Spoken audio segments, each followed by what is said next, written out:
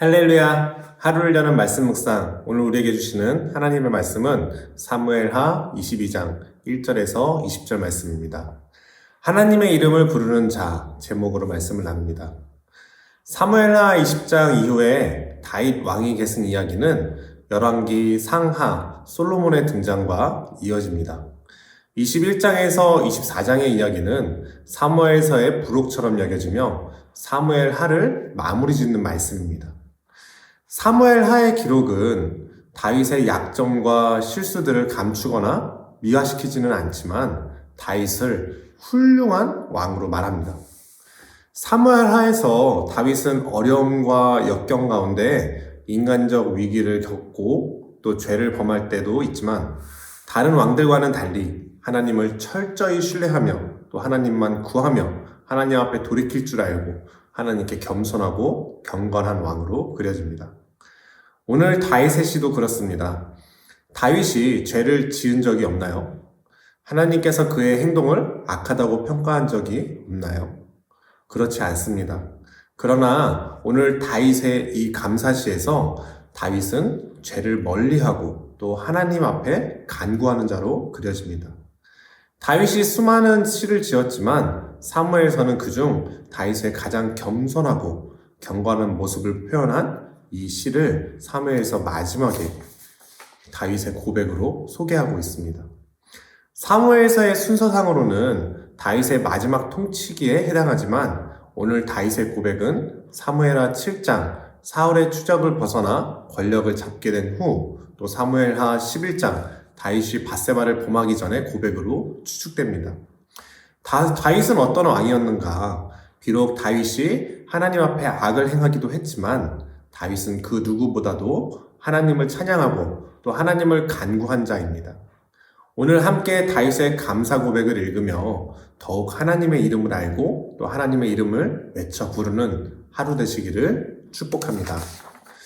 오늘 다윗의 감사 고백은 시편 18편과 거의 비슷합니다. 사무엘 하의 정황에서는 다윗이 사울의 핍박과 추적을 극복하고 권력을 잡았을 때 불렀을 것이고 또 왕들은 전쟁에서 이기고 돌아온 뒤 또 하나님을 찬양하는 감사의 노래로 불렸을 것입니다. 또 이 시는 일반적인 형식으로 하나님께 감사 찬양할 경우에도 부를 수 있어서 왕정이 사라진 뒤에도 시편과 같이 기도집에도 실렸습니다. 우리도 이 시를 자주 찬양하죠. 나의 힘이 되신 여호와여 내가 주님을 사랑합니다. 주는 나의 반석이시며 나의 요새시라. 이 반석의 의미는 신약에서도 자주 등장합니다. 예수님의 수제자 베드로는 그 이름이 반석이고요. 또 건축자의 모퉁이 돌이 곧 반석이며 예수님은 우리 구원의 반석이시죠. 우리는 이 찬양, 이 시편의 고백을 통해 아름다우신 하나님의 그 이름을 함께 고백하게 됩니다. 이름은 대상에 함축적인 의미를 담고 있습니다. 우리도 자녀의 이름에 큰 뜻을 품고 짓죠. 물론 우리가 하나님의 이름을 짓고 또 하나님을 그 안에 가두는 것은 아니지만 우리는 하나님의 이름을 통해서 하나님을 더욱 잘 알게 하고 또 하나님을 깊이 찬양하게 됩니다. 오늘 감사시를 한 단어로 압축하자면 구원입니다. 하나님은 구원의 하나님이십니다. 1절의 시작에 구원하신 그 날에 또 시의 서론 4절에 내 원수들에게서 구원을 받으리로다. 시의 중간중간에도 구원의 의미와 구원을 자주 사용합니다. 마지막 51절에서는 여호와께서 그의 왕에게 큰 구원을 주시며 라고 말합니다. 우리 하나님의 으뜸 되시는 이름은 바로 구원입니다. 특별히 오늘 우리가 구원의 하나님, 그 이름을 선포할 때 코로나 질병으로 인한 이 어려움으로부터 우리를 구원하시기를 소망합니다. 또 힘들고 어려움에 처한 성도님들에게 그 상황과 역경을 이겨내고 극복할 수 있는 구원의 능력 되시기를 축복합니다. 골리앗과 같은 블레셋과 주변국들은 다윗의 적재자들이었습니다. 많은 적대자들 중 다윗의 1등 적대자는 외부도 아닌 내부의 적, 사울이었을 것입니다. 오늘 시의 시작에도 모든 원수의 손과 특별히 이 사울의 이름이 등장합니다. 사울의 이름은 묻다, 구하다, 희망이라는 뜻을 갖습니다. 그런데 이 사울이라는 단어는 음부를 칭하는 스올과 같은 철자를 사용합니다. 오늘 다윗의 시에서는 원수의 손과 짝을 이루고 6절 수올의 줄, 사망의 올무등과 짝을 이루며 대적자의 대표로 등장을 합니다. 우리는 사무엘상 하를 통해 다윗의 일생을 보았습니다. 그리고 다윗의 처한 처지와 어려움 속에서 우리의 인생을 보았죠. 다윗의 대적자들은 곧 우리 인생의 음부와도 같습니다. 특별히 이 음부는 우리가 이길 수 없는 사망의 권세들이기도 하죠. 이런 음부의 권세 앞에 2에서 3절 다윗이 고백하는 하나님의 이름들은 무엇인가요? 나의 반석, 나의 요새, 나를 건지시는 자, 나의 방패, 구원의 뿔, 나의 높은 망대, 나의 피난처. 저는 이 부분을 읽으며 재밌는 상상을 해봤습니다. 왜 하나님은 칼과 창이 되지 않으셨지? 그냥 베어버리고 찔러버리고 없애버려 주시지. 아마도 이것은 그렇게 물리치고 물리쳐도 음부의 권세는 끊임없이 우리를 공격하기 때문일 것입니다. 예수님도 사망 권세를 죽으시고 또 부활하심으로 이기셨습니다.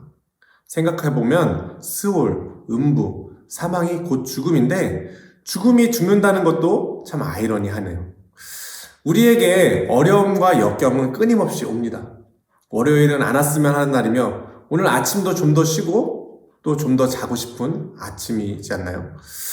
오늘 하루가 어려움이 없어서 희망차고 힘나는 하루가 아닙니다.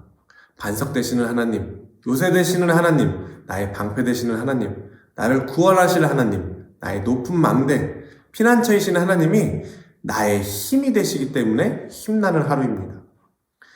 그들이 나의 재앙의 날에 내게 이르렀으나 여호와께서 나의 의지가 되셨도다. 나를 또 넓은 곳으로 인도하시고 나를 기뻐하심으로 구원하셨도다. 오늘이 내게 재앙의 날이나 그 오늘이 하나님께서 나의 의지가 되시는 날이며 하나님의 구원의 날이며 주의 날인 줄 믿습니다. 구원의 하나님 이름을 선포하며 하나님을 경험하는 이 한 날 되시기를 축복합니다. 사무엘서는 다윗이 구원을 받은 자, 기름 부음 받은 자, 인자를 베품 받은 자, 영원토록 세세토록 함께한 자로 말합니다. 어떻게 다윗은 이런 축복을 받았을까? 다윗의 축복의 조건은 무엇인가? 물론 조건이 선결이 되고 무조건이 되지는 않습니다. 하지만 사무엘서는 다윗이 죄악을 멀리하고 의로운 자이며 자비한 자로 말합니다. 특별히 오늘 감사시에서와 같이 다윗을 곤고한 자, 겸손한 자, 하나님을 찾고 구하는 자로 그리고 있습니다. 예수님도 우리에게 말씀하셨습니다. 구하라, 그리하면 너희에게 주실 것이요. 찾으라, 그리하면 찾아낼 것이요. 문을 두드리라, 그리하면 너희에게 열릴 것이니 구하는 이마다 받을 것이요. 찾는 이는 찾아낼 것이요. 두드리는 이에게는 열릴 것이니라. 하나님을 찾지 않는 자에게도 은혜가 있을 수도 있습니다. 또 복이 있을 수도 있습니다. 그러나 감사는 하나님을 찾는 자에게만 있을 것입니다. 하나님의 이름을 부르는 자는 곧 다윗처럼 감사하는 자입니다.